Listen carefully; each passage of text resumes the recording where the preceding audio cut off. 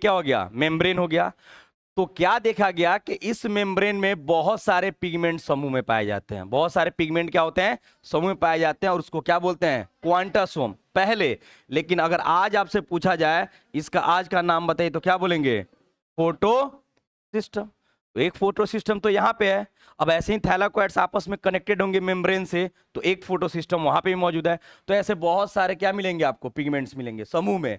तो बहुत सारे फोटोसिंथेटिक पिगमेंट कहाँ पाए जाते हैं, थैलाकोइड्स के मेम्ब्रेन में। उन्हीं को नाम क्या दिया जाता है, क्वांटासोम। और आजकल उसे क्या कहा जाता है, फोटो सिस्टम। और टिपिकली एक क्वांटासोम जो होता है वो 250 से 400 अलग अलग फोटोसिंथेटिक पिगमेंट यानी वर्णक के मिलने से बना होता है। अब इसको कंसिडर किया गया है यूनिट ऑफ फोटोसिंथेसिस को। इसके अलावा इसमें कपलिंग फैक्टर होता है। क्या पाया जाता है, कपलिंग फैक्टर। और यही कपलिंग फैक्टर एटीपी के फॉर्मेशन में भाग लेती है। जैसे कि ऑक्सीसोम माइटोकॉन्ड्रिया में एटीपी बना रही थी, तो एटीपी बनाने के प्रक्रिया को नाम दिया गया था फॉस्फोरिलेशन नाम दिया गया था।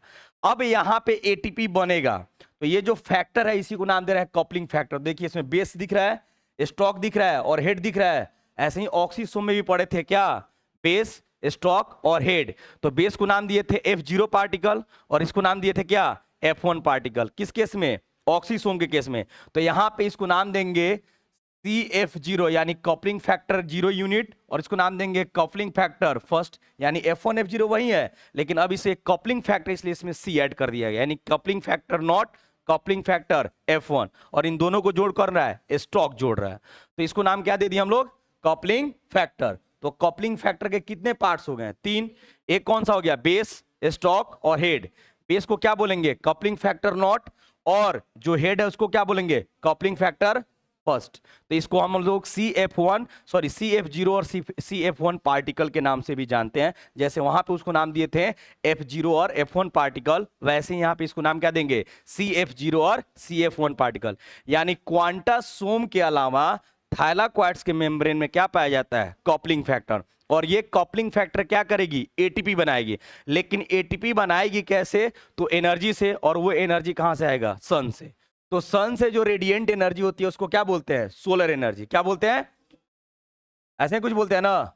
तो सोलर एनर्जी फिक्स होती है फोटोसिंथेसिस के दौरान, किसमें, केमिकल एनर्जी में। पढ़े हैं कि एक्चुअल में फोटोसिंथेसिस में क्या होता है, जो सन से रेडिएंट ऊर्जा होती है, सौर ऊर्जा, वो रासायनिक ऊर्जा में परिवर्तित हो जाती है। यानी एक्चुअल में फोटोसिंथेसिस और कुछ नहीं बल्कि एनर्जी का ट्रांसडक्शन है, पारगमन है। कैसे, तो energy neither created nor be destroy. पढ़े होंगे, शुरू से कहा जा रहा है ऊर्जा ना आप उत्पन्न कर पा रहे हैं ना उसको क्षय कर पा रहे हैं, तो क्या कर रहे हैं, उसके रूपों को बदल रहे हैं। तो यहां से सन से जो रेडिएंट एनर्जी है, जिसको विकिरण ऊर्जा के रूप में सोलर ऊर्जा नाम जान रहे हैं, वो सोलर ऊर्जा किस में बदल जा रही है आगे चल के, केमिकल एनर्जी में।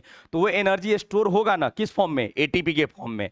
तो वो कौन करेगा, CF1। तो यहां पे एंजाइम मौजूद है, वही हेल्प करेगा, बाइंड करेगा। तो solar energy ADP adenosine diphosphate जुड़ेगा किससे, एक और इनऑर्गेनिक फॉस्फेट से, और CF1 पार्ट क्या बना देगा, एटीपी बना दिया। लेकिन ये एटीपी कब बना, in the presence of sunlight या एब्सेंस ऑफ सनलाइट, सनलाइट। यानी इसलिए इसको भी हम नाम देंगे फोटोफॉस्फोरिलेशन। फॉस्फोरिलेशन का मतलब हुआ एटीपी का बनना, लेकिन यहां पे एटीपी बन रही है किसके प्रेजेंस में, लाइट के प्रेजेंस में, इसलिए इसको बोलेंगे फोटोफॉस्फोरिलेशन। तो जब एटीपी का निर्माण सनलाइट के प्रेजेंस में होता है तब उसको नाम देते हैं फोटो फॉस्फोरिलेशन। लेकिन अगर आप इसमें से लाइट हटा दिए, कोई और एनर्जी का मोड ले लीजिए, तब क्या हो जाएगा, फॉस्फोरिलेशन। तो फॉस्फोरिलेशन का भी मतलब होता है एटीपी बनना, एडिनोसाइन डाइफॉस्फेट से जब एक और फॉस्फेट जुड़ता है तो बन जाता है ट्राइफॉस्फेट, यानी एडिनोसाइन ट्राइफॉस्फेट। लेकिन यहां पे इनको जोड़ने के लिए एनर्जी के रूप में क्या खर्च हो रहा है, सनलाइट। यानी यह काम सनलाइट के प्रेजेंस में हो रही है। तो जब एटीपी का निर्माण सनलाइट के प्रेजेंस में होता है तब उसको नाम दे दिया जाता है फोटोफॉस्फोरिलेशन। क्लियर। तो आगे ये सब चीज फोटोसिंथेसिस में काम आएगा। जैसे कि पहले कार्बन डाइऑक्साइड को ट्रैप किया जाएगा, एनर्जी को फिक्स किया जाएगा, फिर वाटर टूटेगा तो उससे हाइड्रोजन और ऑक्सीजन निकलेगा, ऑक्सीजन स्टोमाटा से बाहर चला आता है, हाइड्रोजन कार्बन डाइऑक्साइड से मिलकर कार्बोहाइड्रेट का निर्माण कर देता है। ये सब आप पढ़े होंगे 10th क्लास में, ठीक है ना। अब उन सब चीज को यहाँ पे थोड़ा सा डिटेल में सीखना रहता है। तो क्या समझे हम लोग, जो थाइलाकोइड्स का मेम्ब्रेन होता है, उस थाइलाकोइड्स के मेम्ब्रेन में क्या पाया जाता है, आपको फोटोसिंथेसिस से संबंधित पिगमेंट। और दूसरा कपलिंग फैक्टर। तो फोटोसिंथेसिस से संबंधित पिगमेंट समूह में पाए जाते हैं, झुंड में पाए जाते हैं। तो इस समूह को क्या नाम देंगे? क्वांटासोम। और आजकल इसको क्या बोल रहे हैं हम लोग? Photo system. तो बहुत सारा इधर फोटो सिस्टम लगा हुआ है। अब दूसरे तरफ अगर हम लोग बात करेंगे तो एक आ गया कपलिंग फैक्टर, जो एटीपी के निर्माण में क्या कर रही है? भाग ले रही है। और यहाँ पे एटीपी का निर्माण किसकी मदद से हो रहा है? सनलाइट के प्रेजेंस में। इसलिए इसको नाम दे दिया गया फोटोफॉस्फोरिलेशन। तो इस मेम्ब्रेन के अंदर वाला जो हिस्सा खाली दिख रहा है, इसको ही हम लोग नाम क्या देते हैं? ट्यूमेन। क्या नाम देंगे? अच्छा, तो यहाँ पे ये जो फोटोसिंथेसिस का रिएक्शन हो रहा है वो लाइट के उपस्थिति में हो रहा है कि नहीं हो रहा है? हो रहा है। तो इसको क्या बोलेंगे? Light phase. और डार्क फेज कहाँ होगा? स्ट्रोमा में। थोड़ा सा क्लियर हुआ? तो थाइलाक्वाइड्स में क्या होता है? Light reaction. और स्ट्रोमा में क्या होता है? Dark reaction. क्लियर? तो फोटोसिंथेसिस ओवरऑल कहाँ हो रही है? क्लोरोप्लास्ट के अंदर। और क्लोरोप्लास्ट के अंदर ही ना है थाइलाक्वाइड्स और स्ट्रोमा। इसलिए बोलते हैं कि फोटोसिंथेसिस का प्राइमरी साइट यानी प्रमुख स्थान कौन सा होता है? क्लोरोप्लास्ट। इसलिए इसको हम लोग क्या बोलते हैं? प्लांट सेल का किचन बोलते हैं। घर में जहां खाना बनता है उसको किचन बोलते हैं। तो प्लांट सेल के अंदर खाना कहां बनेगा? क्लोरोप्लास्ट के अंदर। क्यों? क्योंकि लाइट को ट्रैप करना, कार्बन डाइऑक्साइड को कार्बोहाइड्रेट में कन्वर्ट करना, इसके लिए जो भी एंजाइम्स की आवश्यकता है, जो भी मशीनरी पार्ट्स की आवश्यकता है, वो सब कहां मौजूद है? क्लोरोप्लास्ट के अंदर। तो इसलिए फोटोसिंथेसिस कहां हो रहा है? क्लोरोप्लास्ट के अंदर। तो फूड कहां बन रहा है? क्लोरोप्लास्ट में। इसलिए क्लोरोप्लास्ट को प्लांट सेल का किचन कहा जाता है। क्या कहा जाता है? यानी पादप कोशिका का रसोई घर। अब पौधा में पूछा जाए फोटोसिंथेसिस कहां हो रहा है, तो लीफ में। तो बोल देंगे कि वो प्लांट का क्या हो गया? किचन हो गया, पौधे का किचन हो गया। चलिए, यहां तक क्लियर। अब आगे बढ़ते हैं ग्रेनम के बारे में। तो हमने क्या सीखा कि थाइलाक्वाइड्स क्या होते हैं? एक दूसरे के ऊपर कैसे सज जाएंगे? सिक्के की समूह की तरह। तो thylakoids are arranged in stacks like piles of coins called granum. Singular form क्या हो गया? ग्रेनम। और प्लुरल फॉर्म क्या हो गया? ग्रेना। और द इसी को नाम क्या देंगे? Inter granal thylakoids. और जो थाइलाक्वाइड्स है सिक्कों के ढेर के समूह जैसे व्यवस्थित होते हैं, जिन्हें क्या बोलते हैं? ग्रेना या इंटर ग्रेनल थाइलाक्वाइड्स बोलते हैं। और प्रत्येक क्लोरोप्लास्ट में कितना ग्रेनम देखने को मिलता है? 40 से 60। अब क्या हो गया? Stroma lamellae. तो different granum are connected through tubular structure that is called stroma lamellae. तो विभिन्न ग्रेनम आपस में एक नलिकाकार संरचना द्वारा जुड़े होते हैं, जिसे हम लोग क्या नाम देते हैं? स्ट्रोमा पटलिकाएं भी बोलते हैं। इसी को एक और नाम दिया गया, क्या? Freight channel. या इसी को नाम क्या दिया गया है? स्ट्रोमा थाइलाक्वाइड्स। तो ये कहां मौजूद है? स्ट्रोमा में। और जब ग्रेनम आपस में सज गए तो उसको क्या बोल देंगे? Inter granal. तो यहाँ पे दो तरह का फोटो सिस्टम था, फोटो सिस्टम फर्स्ट और फोटो सिस्टम सेकेंड। उसके बाद इसके अंदर क्या मौजूद है? डीएनए। तो stroma contains a small double stranded circular DNA molecule, जिसको क्या बोलते हैं? ठीक है ना, सीपी, यानी क्लोरोप्लास्ट का डीएनए। या क्लोरोप्लास्ट के डीएनए के एक और नाम देते हैं प्लास्टिडोम। क्या नाम देते हैं? प्लास्टिडोम। ये याद रखना है। आप कहीं किताब में इसको ऐड कर लीजिए, इसको ये किताब में ऐड कर लीजिए। किताब में जो डायग्राम दिया है उसमें कहीं देखिए लिखा होगा डीएनए, या नहीं लिखा है तो अलग से लिखिए सीपी डीएनए और प्लास्टिडोम। सीपी यानी क्लोरोप्लास्ट का डीएनए, या फिर उसी को क्या बोलते हैं? प्लास्टिडोम के नाम से जानते हैं। किताब में ही कहीं लिखिए, जहां पे उधर उधर उधर फोटो के तरफ क्या डायग्राम दिया हुआ है बुक में, वहां लिखना है। डायग्राम के आसपास क्या लिखिएगा? सीपी डीएनए और प्लास्टिडोम।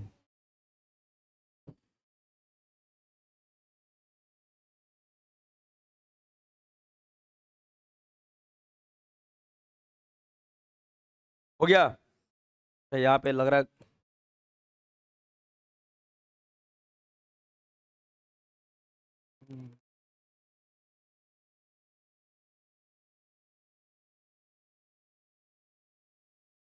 यहाँ पे सुधार करना पड़ेगा। ठीक है, हाँ, ये स्ट्रोमल थैलाक्वाड्स और इंटरग्रेनल इसका नाम है। तो इसमें मौजूद है फोटो सिस्टम फर्स्ट, और यहाँ पे सेकेंड है ये वाला ग्रेनल। तो इसको नाम क्या दे रहे हैं? यहाँ पे मौजूद होगा फोटो सिस्टम सेकेंड। यहाँ पे डायग्राम में सुधार लीजिएगा।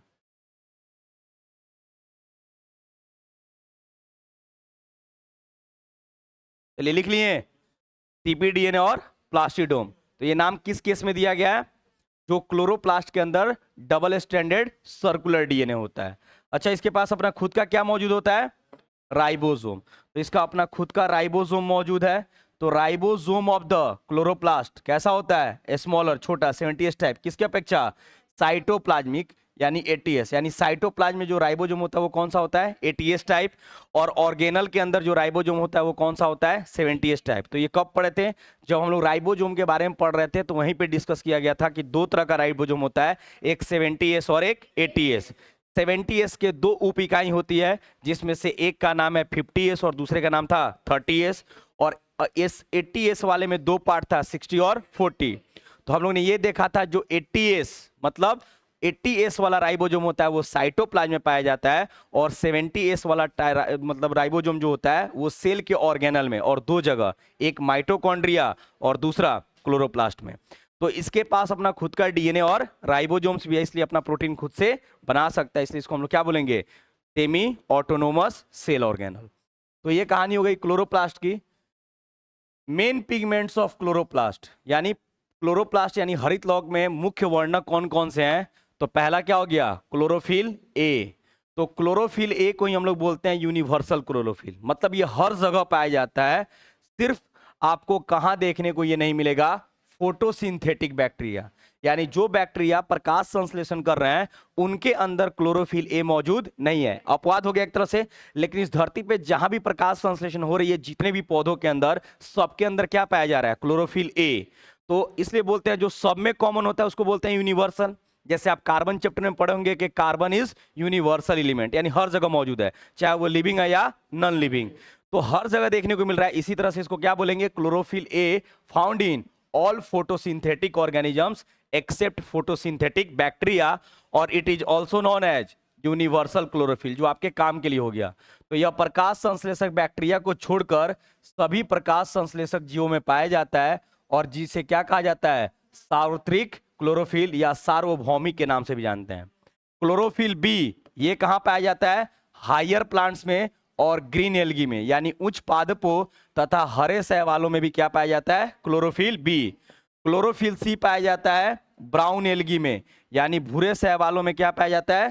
Chlorophyll C. और क्लोरोफिल डी पाया जाता है रेड एल्गी में, यानी लाल शैवाल में। जबकि क्लोरोफिल ए पाया जाता है जैंथोफाइसी, मतलब इसको बोलते हैं येलो ग्रीन एल्गी। और बैक्टीरियोफिल ए यही पाया जाता है फोटोसिंथेटिक बैक्टीरिया में, यानी जो प्रकाश संश्लेषक जीवाणु होते हैं उनके अंदर क्या पाया जाता है? बैक्टीरियो क्लोरोफिल ए, न कि क्लोरोफिल ए पाया जाता है। तो क्या सीखे? जो क्लोरोफिल है उसके क्या कौन कौन सा टाइप हो गया? Chlorophyll A, chlorophyll B, C, D और ई। ये सब जगह मौजूद है। कहां नहीं मौजूद है? तो फोटोसिंथेटिक बैक्टीरिया में। क्लोरोफिल बी कहां मौजूद है? सभी हायर प्लांट्स और ग्रीन एल्गी में। क्लोरोफिल सी कहां मौजूद है? ब्राउन एल्गी में। क्लोरोफिल डी रेड एल्गी में। और क्लोरोफिल ई जैंथोफाइसी, या इसी को क्या बोलते हैं? Yellow green algae. तो यहां पे देखने को मिलेगा। और बैक्टीरियो क्लोरोफिल ए कहां पाया जाता है? फोटोसिंथेटिक बैक्टीरिया में पाया जाता है। तो ये अलग अलग पिगमेंट्स हो गए, यानी हर लिविंग ऑर्गेनिजम्स के अंदर देखा जाए तो कॉमनली क्या पाया जा रहा है? क्लोरोफिल ए तो होगा ही होगा, लेकिन अलग अलग जगह पर थोड़ा अलग अलग क्लोरोफिल भी पाया जाता है।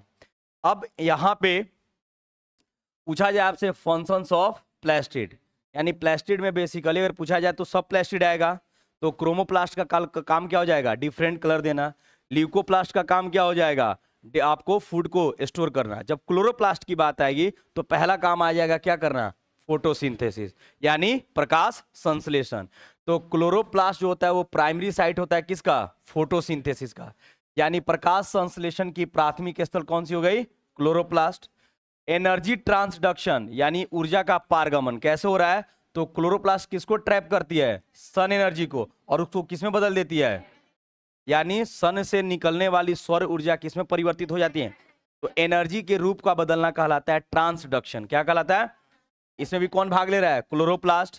कंजप्शन ऑफ कार्बन डाइऑक्साइड, अच्छा तो एटमॉस्फेयर से, वातावरण से CO2 कौन लेगा? क्लोरोप्लास्ट। और उसको किसमें बदल देगा? कार्बोहाइड्रेट में, यानी इसका उपयोग कहां करेगा? फोटोसिंथेसिस में। उसके बाद उस दौरान वो क्या पैदा करेगा? Oxygen gas. तो देखिए फोटोसिंथेसिस के दौरान क्लोरोप्लास्ट क्या कर रहा है? एटमॉस्फेयर से CO2 ले रहा है और एटमॉस्फेयर को क्या दे रहा है? ऑक्सीजन। इसका मतलब कि कार्बन डाइऑक्साइड और ऑक्सीजन के बीच में संतुलन बनाने में कौन मदद कर रहा है? प्रकाश संश्लेषण, फोटोसिंथेसिस। अच्छा ऐसे ही बोल कर सकते हैं कि क्लोरोप्लास्ट कर रहा है ऐसा, तो क्लोरोप्लास्ट क्यों कर रहा है? क्योंकि उसके अंदर फोटोसिंथेसिस हो रहा है। तो फोटोसिंथेसिस के दौरान जो कार्बन डाइऑक्साइड पौधे ले रहे हैं उसका यूज कहाँ कर ले रहे हैं? फोटोसिंथेसिस में। और उस दौरान जो ऑक्सीजन गैस निकल रही है उसको कहाँ रिलीज कर दे रहा है? एटमॉस्फेयर में। इससे नेचर में ऑक्सीजन और कार्बन डाइऑक्साइड के बीच का संतुलन बना रहता है। इसलिए कहा जाता है हमें पेड़ पौधे को सेव करना चाहिए। अगर पेड़ पौधों को सेव नहीं करेंगे तो क्या होगा? CO2 का लेवल बढ़ेगा, उससे ग्लोबल वार्मिंग जैसी समस्या आएगी, अर्थ का एवरेज तापमान बढ़ते चला जाएगा और उससे बहुत सारी समस्या धीरे धीरे पैदा होगी। इसके अलावा स्टोरेज, तो ये क्या स्टोर करेगा? तो स्टार्च को भी स्टोर करता है, लिपिड्स को। एक आता है रूबिस्को प्रोटीन, बता रहे हैं इसके बारे में, आयरन, विटामिन के और ई। तो इसमें स्पेशली बहुत सारा पढ़े, लेकिन ये सभी फंक्शन किससे संबंधित हो गए? क्लोरोप्लास्ट से। बाकी दो का तो शुरू में हम लोग देख चुके हैं, एक फूड को स्टोर कर रहा है और दूसरा कलर दे रहा है। यहाँ पे स्टोरेज की बात करेंगे तो आ गया रूबिस्को। देखिएगा इस धरती पे सबसे ज्यादा कोई एंजाइम पाया जाता है, वो कौन सा है? रूबिस्को। इसका यूज आप फोटोसिंथेसिस में पढ़ेंगे। और ये कहाँ पाया जाता है? तो स्ट्रोमा में। इसको याद कर लेंगे, ये ऐड कर लेंगे कहीं भी ये पूछा जाए। ये प्रोटीन यानी रूबिस्को प्रोटीन है, एक तरह का मतलब एंजाइम है। तो ये जो एंजाइम है, यह एंजाइम कहाँ पाई जाती है? स्ट्रोमा में। और इस धरती पे सबसे ज्यादा कोई एंजाइम पाया जाता है तो वो कौन सा है? रूबिस्को। ठीक है ना? रूबिस्को धरती पे पाया जाने वाला सबसे ज्यादा मात्रा में एंजाइम्स है। यहां तक क्लियर? एक और टर्म बचा हुआ है जिसमें हम लोग ये सीखेंगे, डेवलपमेंट ऑफ प्लास्टिड, यानी प्लास्टिड का विकास कहां से हुआ है। ठीक है ना? और वो आपस में इंटरचेंजेबल होते हैं, मतलब अपना रूप बदल सकते हैं। जैसे क्लोरोप्लास्ट क्रोमोप्लास्ट में बदल सकता है, क्लोरोप्लास्ट ल्यूकोप्लास्ट में मतलब ये आपस में इंटरचेंजेबल होते हैं। जैसे आप पढ़ोगे पदार्थ की अवस्थाएं आपस में अपना रूप बदलती रहती हैं। जैसे ठोस को आप हीट कीजिएगा तो किसमें बदल जाएगा? तरल में। फिर उसको गर्म कीजिएगा तो किसमें बदल जाएगा? फिर ठंडा कीजिएगा तो गैस, लिक्विड में। उसको ठंडा कीजिएगा तो सॉलिड में। तो बोल रहा है ना कि मैटर के तीनों स्टेट आपस में इंटरचेंजेबल होते हैं। ठीक उसी प्रकार से जो क्लोरोप्लास्ट के तीनों रूप होते हैं वो भी आपस में इंटरचेंजेबल होते हैं। लेकिन सभी क्लोरोप्लास्ट का जन्म कहां से हुआ है? प्रोप्लास्टिड में। यानी उत्पत्ति या ओरिजिन पूछा जाए आपसे कहां से हुआ है तो क्या बताइएगा? प्रोप्लास्टिड से। ओरिजिन कहां से हुआ है? प्रोप्लास्टिड से क्या बना है? क्लोरोप्लास्ट। प्रोप्लास्टिड से क्या बना है? क्रोमोप्लास्ट। इसी प्रोप्लास्टिड से ल्यूकोप्लास्ट। तो ल्यूकोप्लास्ट में इलायोप्लास्ट, एमाइलोप्लास्ट, एल्यूरोप्लास्ट। यानी हर एक प्लास्टिड का जन्म कहां से हुआ है? प्रोप्लास्टिड से। अब इसमें दूसरा क्या चीज सीखने को मिलेगा, जैसे आप पढ़े होंगे कि किसी पौधे को धूप से हटाकर और उसको कुछ दिन के लिए अंधेरे रूम में रख दिया जाए तो उसके अंदर प्रकाश संश्लेषण नहीं होगा। जब सनलाइट नहीं मिल रहा है तो फोटोसिंथेसिस होने की संभावना नहीं है। तो एकदम डार्क रूम में रख दिया, वहां पे कोई रोशनी नहीं पहुंच रही है, तो वहां पे उसका क्लोरोप्लास्ट बदल जाता है इटायोप्लास्ट में। किसमें बदल जाता है? तो इटायोप्लास्ट का मतलब होता है, इटायोप्लास्ट एक तरह का क्लोरोप्लास्ट है, लेकिन ये कुछ समय के लिए क्या हो गया? इनएक्टिव। यानी इसको बोलेंगे photo synthetically inactive chloroplast.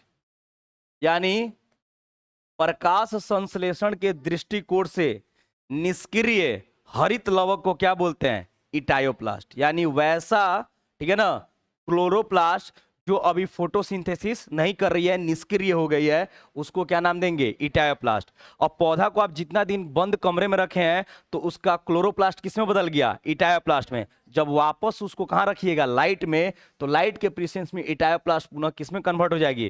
Chloroplast में। और फिर प्रकाश संश्लेषण की अभिक्रिया शुरू हो जाएगी। सबसे इंपॉर्टेंट पॉइंट। और आप पढ़े थे कि क्लोरोप्लास्ट किसमें बदल जाता है? तो इंटरचेंजेबल हो रहा है। तो क्लोरोप्लास्ट से क्या जन्म ले रहा है और क्लोरोप्लास्ट किसमें बदल जा रहा है? कब? जब आप उसको अंधेरे में रख दे रहे हैं तब। तो अंधेरे में रखने पर क्लोरोप्लास्ट बन जाता है इटायोप्लास्ट।